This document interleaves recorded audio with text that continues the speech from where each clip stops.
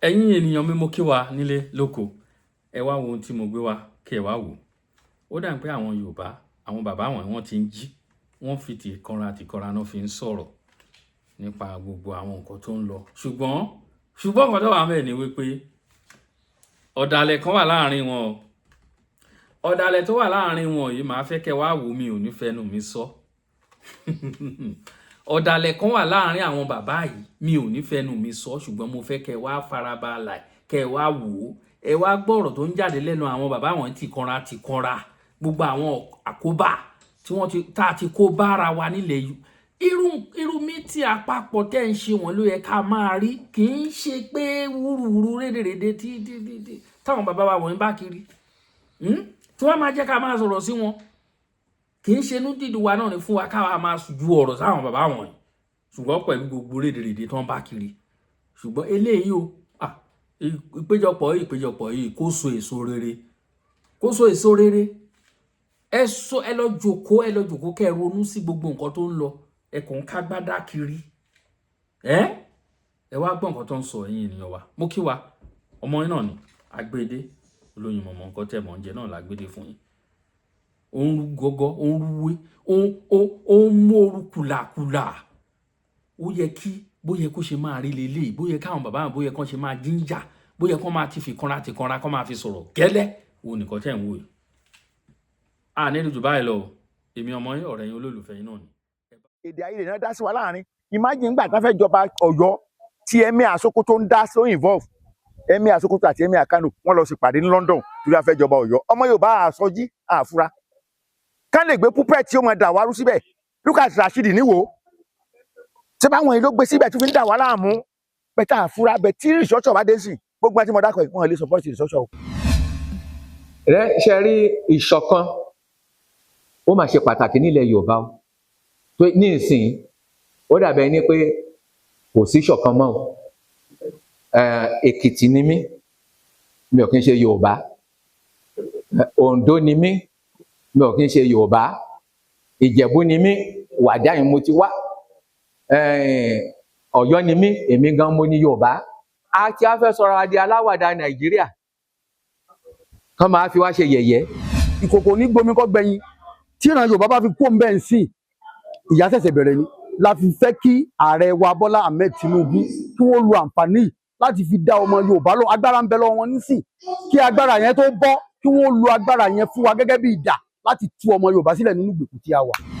Orúkọ mi ni Olóyè Dìran Ọládìran ọmọ Bámigbọ́pà, olórí ẹgbẹ́ ìṣọ̀kan ilẹ̀ Oòduà, ẹgbẹ́ tí a fi ń ṣe ìpolongo fún èdè àti àṣà ilẹ̀ Yorùbá. Dẹ́gbẹ́lẹ̀ ní 2017 ìgbà láti bẹ̀rẹ̀ sí gbé yẹn kó tó di pé ọ̀rọ̀ Yorùbá nation bẹ̀rẹ̀, kó tó di pé àwa àti akárò pé gbogbo àwọn ẹgbẹ́ parapọ̀ sí abẹ́ ẹgbẹ́ àpapọ̀ ọmọ Oòduà lágbàáyé. Ilẹ̀ Yorùbá ni ọmú tí ilẹ̀ Nàìjíríà mu. Ọbẹ̀ látòrí ọrọ̀ ajé, ọbẹ̀ látòrí èèyàn, ọbẹ̀ látòrí ọpọlọ, ọbẹ̀ látòrí àlùmọ́nì. Ilẹ̀ Yorùbá ni. As far back as 1914 tí wọ́n dá Nàìjíríà sílẹ̀, ilẹ̀ Yorùbá ni wọ́n fi dá Nàìjíríà sílẹ̀. Ó kàn dùn pé àwọn ọmọ kékeré ṣe òun mọ ìtàn mọ́. Amalgamation ẹ bá ń gbọ́ amalgamation fi join gbogbo Nàìjíríà àti ilẹ̀ Haúsá àti Àgbègbè papọ̀ 1914. Omi tí ń bẹ ilẹ̀ Yorùbá ni lọ rúgáàdì rí, owó tó wà ń bẹ lónìí ọrọ̀ ajé ètò tó lọ bá kún Elizabeth. Wọ́n dẹ̀ approve ẹ̀ fún pé kó wọn papọ̀, and that was all. Ilẹ̀ Yorùbá yẹn wà bẹ́ẹ̀ tí náà. Awólọ́wọ̀ ṣèjọba ilẹ̀ Yorùbá fún ọdún 8. Ọdún 8 ni Awólọ́wọ̀ fi ṣèjọba ilẹ̀ Yorùbá. Awólọ́wọ̀ sọ ilẹ̀ Yorùbá di olórí aṣíwájú nílẹ̀ aláwọ̀ dúdú pẹ̀lú ọrọ̀ ajé táwa nílẹ̀ Yorùbá. Ilé yìí wọ́n yọ kúrò nù tàn, àwọn ọmọ wa ò mọ̀ mọ́ pé àwa ní Nàìjíríà, àwa gangan la ní Nàìjíríà lọ́wọ́. Tí Yorùbá bá kó lẹ̀ Nàìjíríà lẹ́yìn, Nàìjíríà fọ́, Nàìjíríà tán. Ìdí nìyẹn tí ogun fi pọ̀ láti ìlú òyìnbó. Àwọn òyìnbó ò gbà, wọn ò fẹ́ ká lọ, That was why tí Yorùbá nation will work. Àwa ní okay, let us talk about ká sọ̀rọ̀ nípa àtúntò ìlágbéra nísìn. Àrò ààrẹ Tinubu nítorí òfin ṣe ni pé kò rọrùn bẹ́ẹ̀ kí orílẹ̀-èdè kan kàdédé já kúrò lára ilẹ̀ bí Nàìjíríà, torí pé nítorí wá pọ̀ àti pé àwọn òyìnbó Britain, America, European wọn ò ní gbà torí àwa ni wọ́n mú bí ọmú. ilẹ̀ Nàìjíríà ni wọ́n mú bí ọmú tí wọ́n bá gbọ́ pé Yorùbá fẹ́ yọ wọ́n mọ̀ pé gbogbo nǹkan rọrùn fún wa tí Yorùbá bá dá dúró láti gba ayé Awólọ́wọ̀ ni mo sọ fún yín pé a ti Amẹ́ríkà ti tì wọ́n sẹ́yìn báyìí China ò lè bá wa because nígbà ayé Awólọ́wọ̀ 15 years ahead ọdún 15 tí ilẹ̀ Yorùbá ti ní tẹlifíṣàn tá a ní rédíò tá a ní stadium tá a ní hospital tá a ní university tá a ní stadium ọdún 15 China ò tí ì ní kankan now tell me káàzùn pé wọn bá lo àrùkọ fún wa gbà yẹn kán tú wa ká kán dà wá lédèrú níbo ni Yorùbá fẹ́ wà lẹ́yìn so àwọn aláwọ̀ máa ṣáájú àwọn European country wọn yẹn pẹ̀tù pé wọ́n lo àrùkọ yẹn fún wa. mo á fi àsìkò yìí mo fi ń rọ gbogbo àwọn orí adé ilẹ̀ Yorùbá kọjọ kan fọwọ́sowọ́pọ̀. ẹ rí i pé gbogbo nǹkan tá à ń sọ bíbá yìí látàárọ̀ a sọ̀rọ̀ òṣèlú níta dúró lé lórí náà ni pé kí ọmọ Yorùbá nítorí ìgbáyé gbádùn ọmọ Yorùbá òun ni àgbékalẹ̀ ẹgbẹ́ yìí tá a bá wo ọ̀pọ̀lọpọ̀ nǹkan ló ń ṣẹlẹ̀ sí ìran Yorùbá láti bí ọdún tó ti pẹ́ but a lè káwọ́ gbéra oríṣiríṣi ẹgbẹ́ ló ń jáde ṣùgbọ́n eléyìí tá a tún gbé kalẹ̀ nígbà tá a tún jókòó tá a tún rò pé bóyá ká tún gbé bàbá yìí la tó fi gbé eléyìí náà kalẹ̀ débi wípé a dẹ̀ nígbàgbọ́ pé yóò so èso rere fún ọmọ Yorùbá àpapọ̀ ọmọ Yorùbá lágbàáyé ní orúkọ ẹgbẹ́ náà ṣùgbọ́n gẹ́gẹ́ bí ìjọba ọlẹ́kùnjẹkùn tá a bá kọ́kọ́ níyẹn ó máa wá padà rọrùn fún wa láti tètè débi tá à ń lọ nípa ọ̀rọ̀ Yorùbá nation orúkọ mi ni Alhaji Yusuf Ajikobi.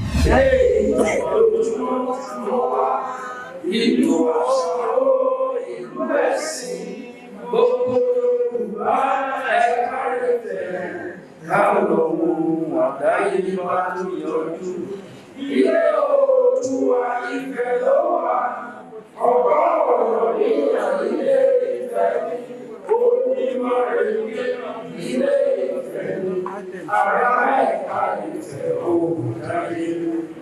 Ifẹ̀ òye ẹ̀jìgìrì ẹ̀gbẹ́ Ifẹ̀ ga, olórí ayé Ifẹ̀ òye káwá láti tẹ̀síwájú. Ọlọ́run fẹ́ onílé náà, Oòduà rẹ̀ lè jagun. Ọ̀rọ̀ léwo inú ọ̀lẹ̀, ẹgbẹ́ fẹ̀lẹ́ fi ìṣòro gbogbo. Tá a wá ṣe lénìí ni pé láti lè jẹ́ kí bàbá wa Tinubu kó mọ̀ Jagaban wípé àwa ọmọ Yorùbá kò ń ṣe pé à ń bínú sí wọn àbí pé à ń bá wọn jà ṣùgbọ́n a fẹ́ kí bàbá Tinubu kó mọ̀ nǹkan tó ń jẹ́ ẹ̀dùn ọkàn wa a fẹ́ kó mọ̀ pé ara ń ni àwọn ọmọ Yorùbá a fẹ́ kí bàbá wo ìsàlẹ̀ kán wò wá ní ibi tẹ́ pé ọgbẹ́ ọkàn ti ń mú wa nítorí pé kò sí bí ilé ṣe lè bí àjò ṣe lè dùn tó lé làbọ̀ sí ní oko ní gbogbo ibi tẹ́ pé wọ́n bá ń lọ ní gbogbo àgbáńlá ayé wọn ò lè pera wọn ní èdèkédè míì bí kò ṣe ọmọ Yorùbá ọmọ kóòtù òjíire.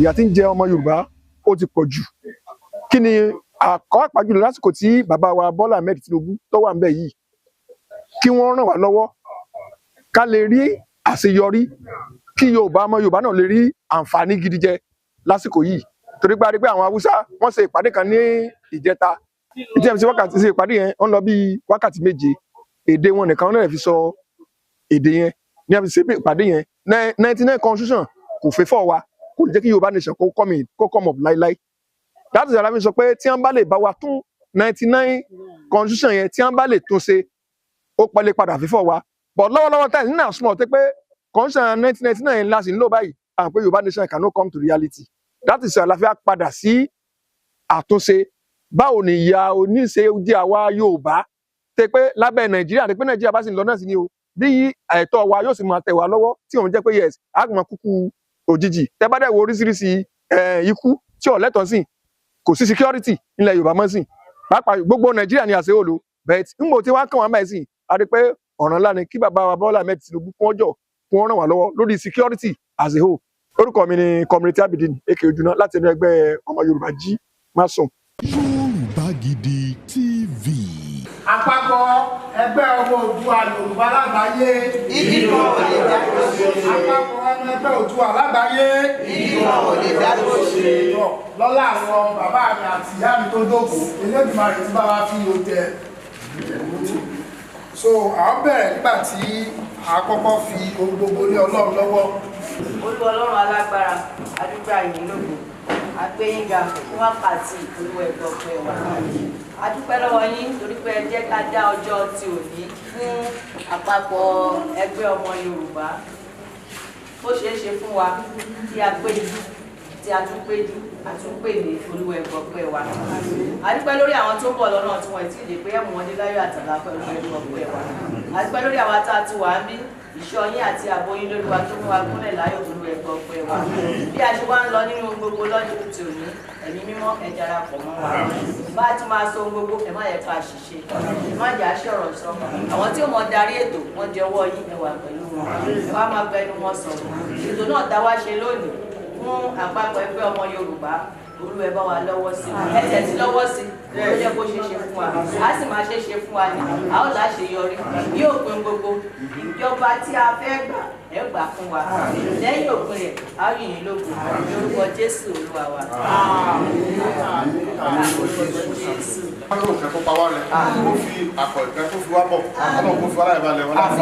Àdúrà fún màmá alálẹ̀ ilẹ̀ yìí ẹ̀yẹ́ kí bá wa ṣe o a sì bá gbórí adé a sì bá ládádé lóye lóye a sì bá gbọ́rùn lẹ́kẹ̀ ẹ̀yẹ́ kí bá wa ṣe o ọjọ́ òní adá lérò ọkàn wa ẹ wá gbà fún wa nínú àpé ìjókòó wa ń bí tá a fi péjọ síbí ó yẹ èyí tó láyé ìtọ́wà lọ́kàn wa tá a fi ìjókòó yìí sùn ó yẹ èyí tó láyé ẹ jẹ́ kí èròǹgbà wa ẹ jẹ́ kó wá sí ìmúṣẹ gbogbo lẹ́gbẹ́lẹ́gbẹ́ lọ́gbàlọ́gbà tí ó máa darí ìrìn àjò yìí ẹjọ́ láyé ẹ bá wọn lágbára o ẹ̀yin òkèlè ẹ bá wọn lágbára ẹ má jẹ́ kí ó sílẹ̀ gbogbo àti wọn ti rìn ẹ má jẹ́ kí ó sílẹ̀ o ẹ má jẹ́ kí ara wọn kó gbàgbọ́ ẹ má jẹ́ ká gbàgbọ́ fúnra wa ẹ̀mí kẹ́mi èèyàn ké èèyàn tó lè bọ́ sáàrin wa tó lè fẹ́ gbàgbọ́ fún ilẹ̀ Yorùbá tó lè fẹ́ gbàgbọ́ fún àwọn ọmọ Yorùbá táwọn wà láti alẹ̀ yìí gbogbo ẹ̀ níbẹ̀ náà ẹ bá wa dáná sun mọ́ gbogbo wa ẹ̀ẹ́dẹ́gbàdélẹ̀ yìí ohun tó wù wá tá a fẹ́ fún ìran Yorùbá èyí alálẹ̀ ètì alẹ́ yìí o èyí bá wọlé ètì alẹ́ yìí o afẹ́ òmìnira fún ilẹ̀ Yorùbá èyí tó láyé èyí tó kún òmìnira fún wa ẹ̀mẹ́lẹ̀ ká kún sọ́nà tẹ̀ fi o gbogbo àwọn tó gbìyànjú lórí ìrìn àjò pátápátá àwọn táwọn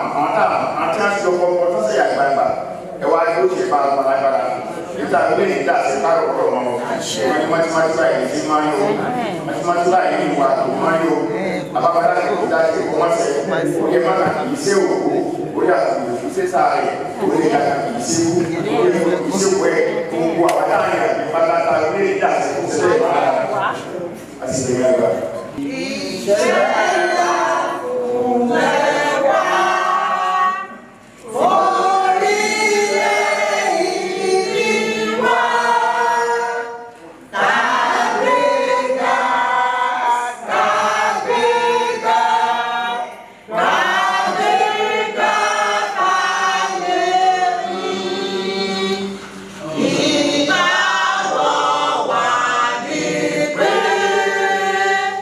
Bye.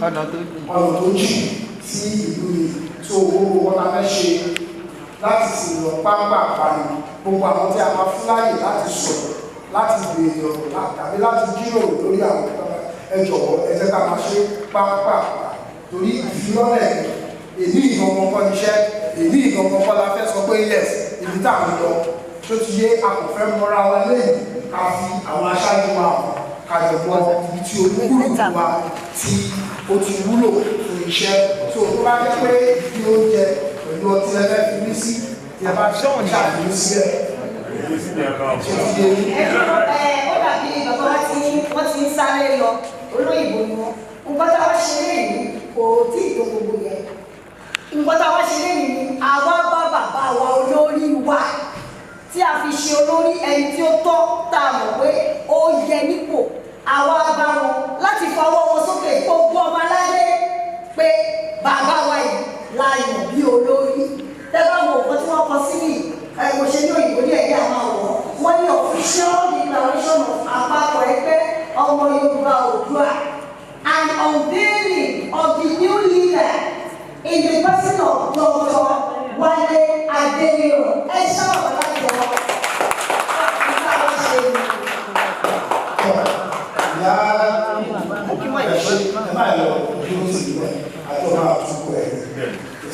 Mo fẹ́ pe àwọn introduction of guest ló kàn lórí ìwé wa. Àfihàn àwọn àlejò pàtàkì tó wà láàrin wa. Ní àkọ́kọ́ máa pe Professor Tọ́lá Bádéjọ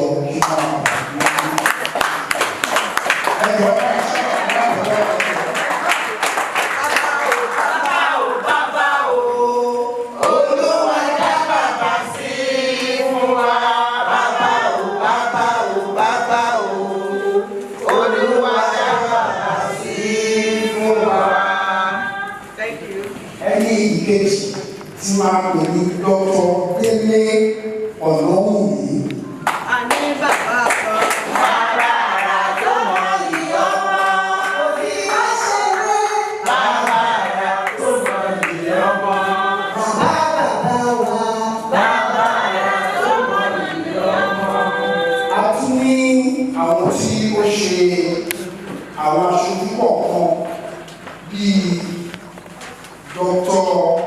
Onígbìlé ní àwọn tí ó ṣì àwọn akẹ́kọ̀ọ́ àwọn tó ń kọ́ àwọn akẹ́kọ̀ọ́ tó ṣì lójú iṣẹ́ tí kò tí ì fẹ̀yìntì ẹ̀ka pàdé wá nígbà.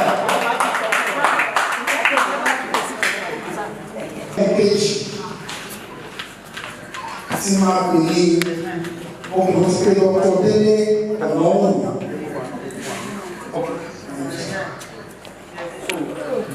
Ẹni ìkẹni tí máa wá pè òun ni bàbá wa Ajíkọ̀bí.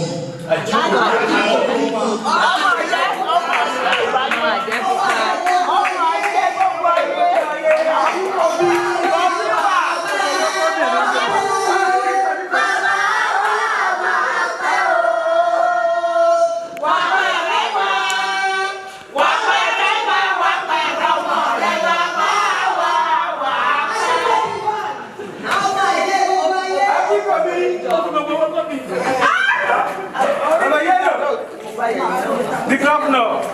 Yèyé dára sí orí àìtì ẹ̀jẹ̀ ọ̀dọ́ tí wọ́n wà. Ìyá Mama.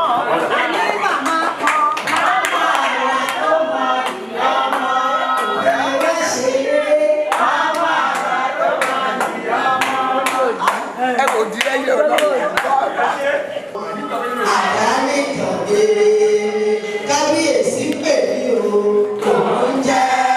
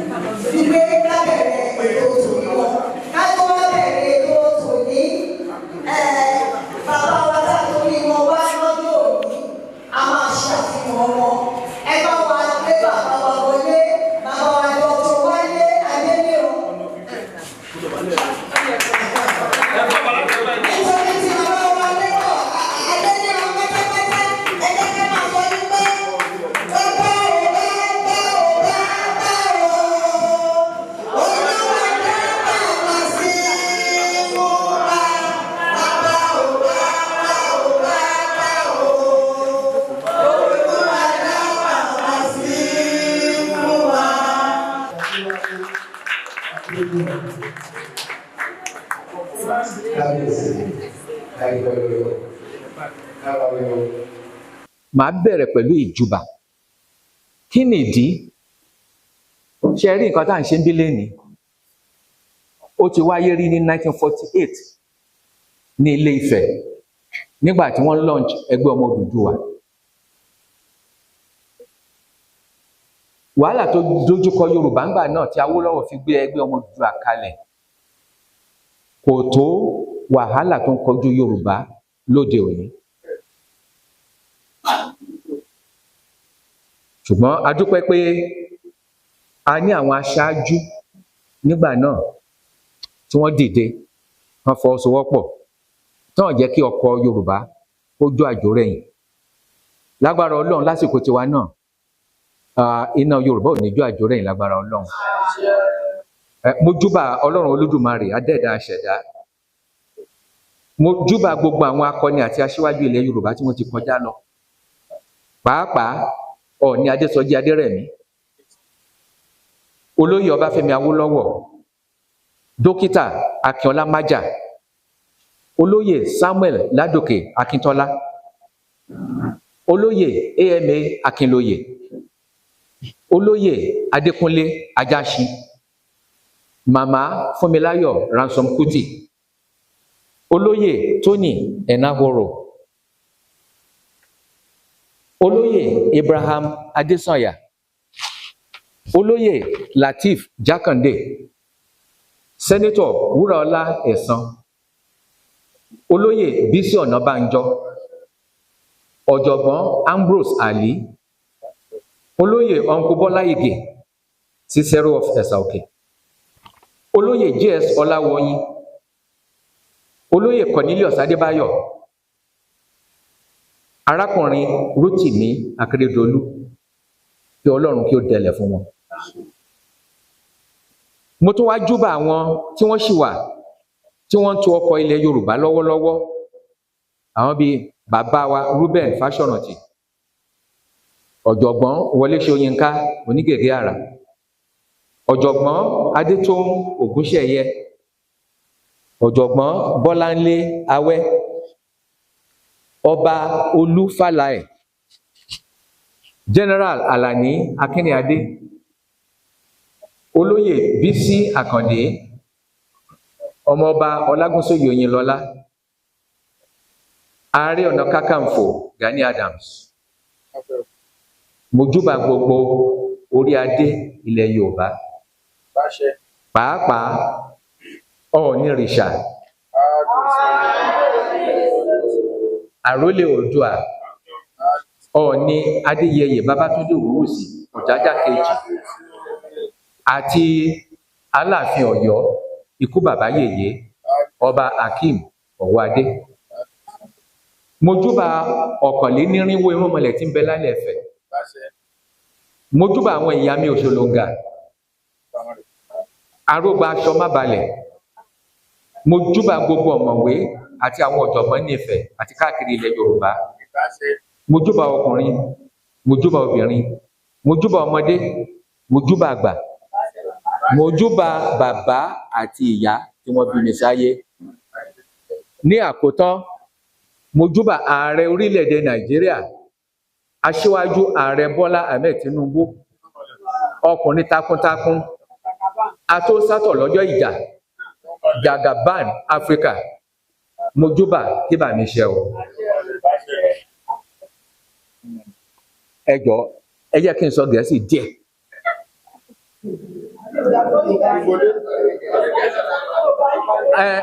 Màá sọ díẹ̀ fún yín. Wọ́n ní amúkùn òkèlè ń wo ẹ̀wò lẹ̀. I must begin by acknowledging receipt of the letter of apology tendered to my humble self by Àpapọ̀ Ẹgbẹ́ Yorùbá Oòduà Lágbàáyé for some wrongful allegations made against my person some 3 years ago when we were involved in the Yoruba Nation agitation. It is with a deep sense of gratitude that I accept the said apology, which has set the record straight and has absolved me of any wrongdoing. In particular, I thank Arole Anikinu Fakoya, Engineer Ola, Yeye Semikuku, Ọmọọba Adéjọkẹ́, among others, àti gbogbo ẹ̀yin tẹ́ wà níkàlẹ̀ ní òní. Mo dúpẹ́ lọ́wọ́ yín. We members and representatives of various Yoruba groups are here gathered today under the common umbrella of Àpapọ̀ Ẹgbẹ́ Ọmọ Yorùbá Oòduà Lágbàáyé to foster unity, ìṣọ̀kan, peace, àlàáfíà, progress, ìlọsíwájú, and development, ìdàgbàsókè, across the length and breadth of Yoruba land and in the diaspora. It must be emphasized that this is not a separatist organization. Ngbà míì tọ́lọ́run bá dáhùn àdúrà èèyàn yìí tètè mọ̀, èèyàn yìí máa jágbe mọ́ Ọlọ́run. Àti 2023 lọ́lọ́run ti dáhùn àdúrà Yorùbá, but ọ̀pọ̀lọpọ̀ wa ò mọ̀. Oore ọ̀fẹ́ ta ní lónìí pé ààrẹ tó wà lórí àlééfà jẹ́ Yorùbá, ká tó tún ní bóyá 40 ọdún àbí 50 ọdún á tún kọjá ká tó tún ní àǹfààní ẹ̀ ní orílẹ̀-èdè Nàìjíríà. So ká yá tètè pé ààrò àti ọ̀dọ̀fínú wa ká ronú dáadáa bá a ṣe máa lo àsìkò yìí, bá a ṣe máa ti Tinubu lẹ́yìn tó fi jẹ́ pé àní kábàámọ̀, Ọlọ́run ní jẹ́ ká kábàámọ̀. Àwọn nǹkan tí àpapọ̀ ẹgbẹ́ ìgbé lọ́wọ́ tí wọ́n pè ní core objectives, èkíní ni restructuring.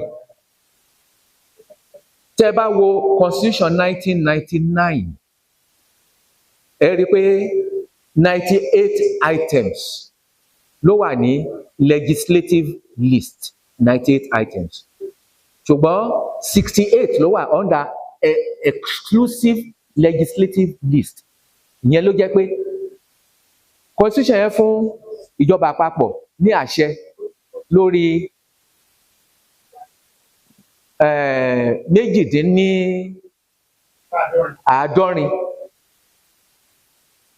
nínú 180, wọ́n fún wọn ní àṣẹ wá lórí 48. Ó wá fi 30 ó fi sílẹ̀ ní concurrent legislative list.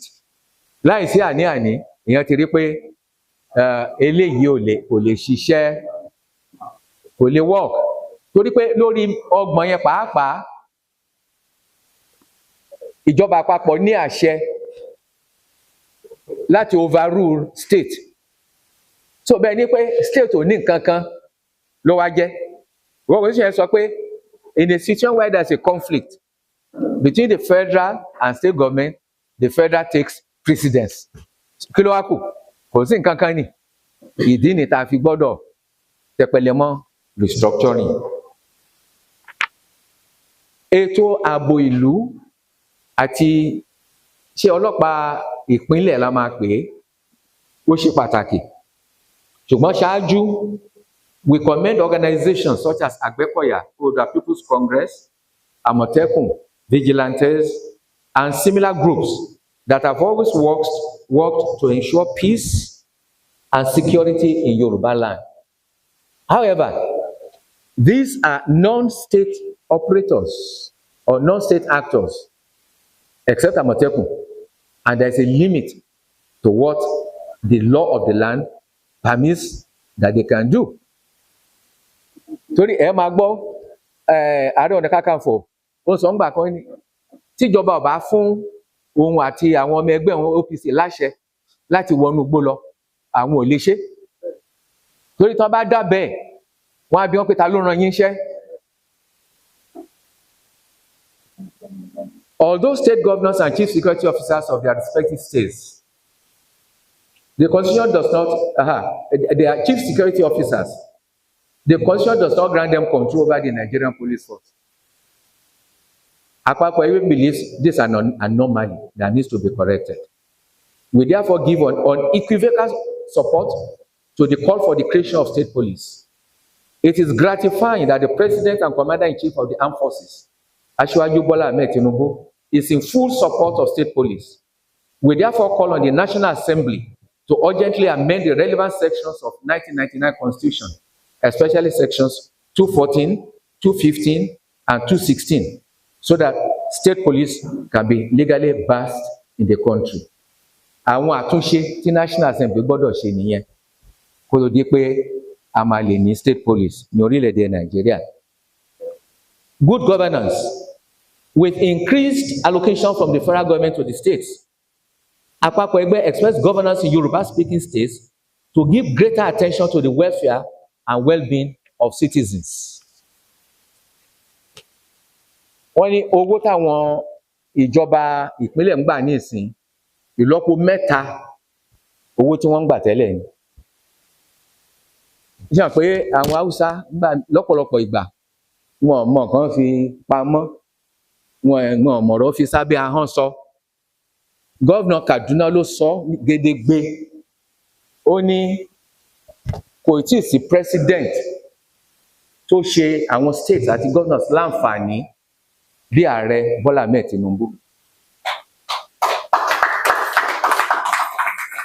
Ìdí náà ní tó yẹ pé gọ́vnà Niger State Bagbo kọ́ lórúkọ ẹ̀ tó fi sọ pé òun declare ara wọn ní Director General of 2027 Tinubu Campaign Organization.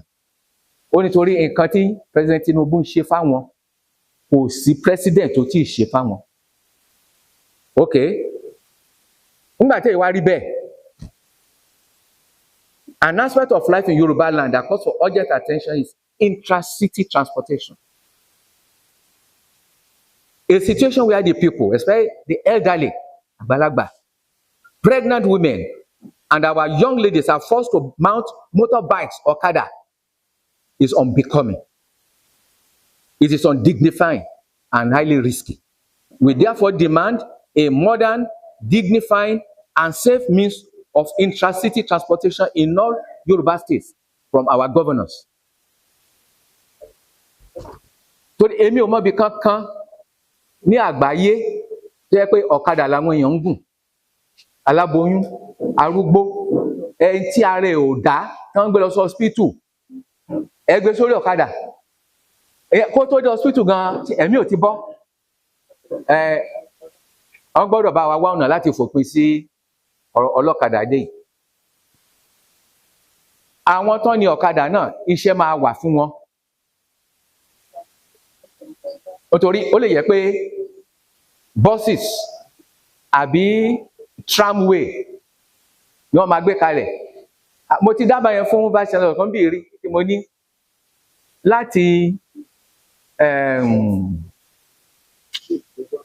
roundabout yẹn kí ni a pè náà ká tó dé Ọ̀bàndé roundabout yẹn Mayfair. Mo ní ẹ dábàá pé ẹ fẹ́ rail track láti Mayfair wọnú ọgbà. eléyìí tó yẹ pé go slow máa mú gbogbo àwọn èèyàn mọ́lẹ̀ láàárọ̀ tó máa lọ bí iṣẹ́ tó tún máa mú wọn mọ́lẹ̀ lọ́sàn-án tó bá parí iṣẹ́ kò ní sí yẹn. Ọ̀pọ̀lọpọ̀ á páàkì mọ́tò wọn sí Mayfair, wọ́n á bọ́ sórí tramway, àárín ìṣẹ́jú 5 wọ́n ti wọnú ọgbà. Tí wọ́n á tún parí iṣẹ́ láago 4 àbí 4:15, wọ́n á tún kó sínú tramway àbí kíní ẹ̀, àárín ìṣẹ́jú 5 wọ́n ti débi tán páàkì ọkọ̀ wọn sí. Kò sí nǹkan tá a lè ṣe láti mú ìrọ̀rùn bá àwọn ará ìlú tí a bá fẹ́ ṣe. Ìgbà t'Awólọ́wọ̀ sọ pé òun máa ṣe ẹ̀kọ́ ọ̀fẹ́, ọ̀pọ̀lọpọ̀ náà sọ pé kò ṣeé ṣe, kò lè ṣeé ṣe. Ṣùgbọ́n ó jókòó pẹ̀lú àwọn Ajáṣin, pẹ̀lú àwọn Awókọ̀yà, pẹ̀lú àwọn tìgbà náà, wọ́n ń rò ó báwo la ṣe máa rí owó. Mo rò pé bí ọdún 2 lọ́nà fi ń ṣe ètò owó. Nígbà tán rí owó yẹn náà bẹ̀rẹ̀ kínní yẹn. Àwọn Gẹ̀ẹ́sì pàápàá ó yà wọ́n lẹ́nu, ó jọ wọ́n lójú pé ìyẹn àwọn dúdú wọ́n lè ṣe irú ètò yìí fúnra wọn, ẹ̀kọ́ ọ̀fẹ́ fún àwọn ọmọ wọn. Tí àwọn aṣáájú àgbà náà tán bá lè ṣe irú yẹn, mélòó ìsìn tá a fi lè ṣe nǹkan tó máa fa ìrọ̀rùn fáwọn ará ìlú. Bẹ́ẹ̀ mi ṣe wà yìí, tẹ́ bá gbé mi lórí ọ̀kadà kí n tó dé gate máa dákú. Máa dákú, mi ò lè gun ọ̀kadà mọ́. Mo máa ń wò ni aláboyún, arúgbó obìnrin, arúgbó ọkọ, kò sígbà tí mo rí tínú tèmi máa ń dùn. Kò dẹ̀ sí gómìnà Yorùbá kankan tó yẹ kí inú ẹ̀ dùn kó máa rí nǹkan bẹ́yẹn. Ara àwọn iṣẹ́ tá a máa mú ṣe nìyí o. A wá bọ́ sórí èdè ní ìsìn. Wọ́n ní èdè àti ìfinimọ̀, kí la fi ń fi àwọn èèyàn mọ̀? Tó bá ní ara bíi báyìí ni ẹ́, wọ́n rò pé èdè wo lẹ̀ ń sọ? Yorùbá ni mí, kí lèdè wa? Yorùbá. Ìgbò ni mí, kí lèdè wa? Ìgbò. Gẹ̀ẹ́sì ni mí, kí lèdè wa? Gẹ̀ẹ́sì. Chinese ni mí, kí lèdè wa? Chinese. Germany ni mí, kí lèdè wa? Germany. Ṣùgbọ́n ká máa pèrè wá ní Yorùbá, ká má lédè, torí ọ̀rọ̀ wa ti ń lọ síbẹ̀ nísìn. Àwọn state tó wà ní Yorùbá land wípé ká bẹ̀rẹ̀ sí lo èdè Yorùbá láti kọ́ àwọn ọmọ wa ní àwọn ilé ẹ̀kọ́ alákọ̀ọ́bẹ̀rẹ̀ láti primary 1 to primary 6. Wọ́n ti ṣe rí. Professor Babátúndé Aliu Fáfúnwá àtàwọn kan wọ́n ṣe kinní yẹn lọ́gbà ń bì, wọ́n gbé project yẹn kalẹ̀ ní ọgbà yìí náà ní wọ́n bẹ̀rẹ̀ project yẹn ní àwọn schools Ilé-Ifẹ̀, Mọdákẹ́kẹ́ àtàwọn àgbègbè. Àwọn ọmọ tí wọ́n fi èdè Yorùbá nìkan kọ́ lẹ́yìn ọdún 6 wọ́n ṣe dáadáa ju àwọn tó yẹ pé wọ́n fi èdè Gẹ̀ẹ́sì kọ́ láti primary 3. Ṣùgbọ́n ìjọba ológun ló pa program yẹn rẹ́. Torí lásìkò yẹn ara bíi tí restructuring ti wá nìyẹn. Torí lásìkò yẹn military governor tó ń gbé wá sí Ọ̀yọ́ northern ni. Bọ́n àṣẹ jẹ́ kí program yẹn kó kárí nìyẹn tí wọ́n sì parun. Ṣùgbọ́n ní ìsìn ẹ jẹ́ ká dẹnu bọ àwọn èèyàn wa o. Gbogbo nǹkan tá a nílò ti wà ńlẹ̀. Gbogbo nǹkan tá a nílò ká lè ṣe nǹkan tí mò ń sọ yìí ó ti wà ńlẹ̀. Ìyẹn ni mo á fi ń fi àsìkò yìí kan sára sí iléeṣẹ́ kan tí wọ́n pè ní Center for Yoruba Language Engineering nìbàdàn lábẹ́ àkóso ọ̀jọ̀gbọ́n Kọ́láwọlé Owólabí. Wọ́n ti ṣe ọ̀pọ̀lọpọ̀ iṣẹ́ lórí nǹkan tí wọ́n ń pè ní technical terminology. Tí wọ́n á sọ pé tẹ́ bá sọ pé nature study báyìí fẹ́ sọ Yorùbá, ìyẹn ò sí mọ́. Wọ́n ti ṣe gbogbo ẹ̀. Ibi tí Owólabí ti bẹ̀rẹ̀ iṣẹ́ yìí ni pé ó kọ́kọ́ túmọ̀ Nigerian constitution ó túmọ̀ ẹ̀ sédè Yorùbá ní nǹkan bíi ọdún 15 sẹ́yìn. Ìgbà tó ṣe tán níjọba àpapọ̀ wa ń rọ̀ pé kó ran àwọn Ìgbò àtàwọn Haúsá lọ́wọ́. Kò gbọ́ Ìgbò kò gbọ́ Haúsá o, ṣùgbọ́n à ń pe kíní kan ní methodology tó lò fún ti Yorùbá jọ ti yé àwọn èèyàn wa káwọn náà lè ṣe. So wọ́n ti kọ́kọ́ ṣe yẹn, nísìnyí wọ́n ti wá ṣe tó jẹ́ pé ṣàṣà nìkan tí wọ́n fẹ́ sọ ní Yorùbá téèyàn ò lè sọ ní ìsìn. Èkejì ni pé kí àwọn èèyàn wa kán lè mọ kí ni ìjọba ń ṣe. Ẹ jẹ́ ká sọ fún àwọn aṣojú wa nílé aṣòfin èdè Yorùbá ni kán máa lò.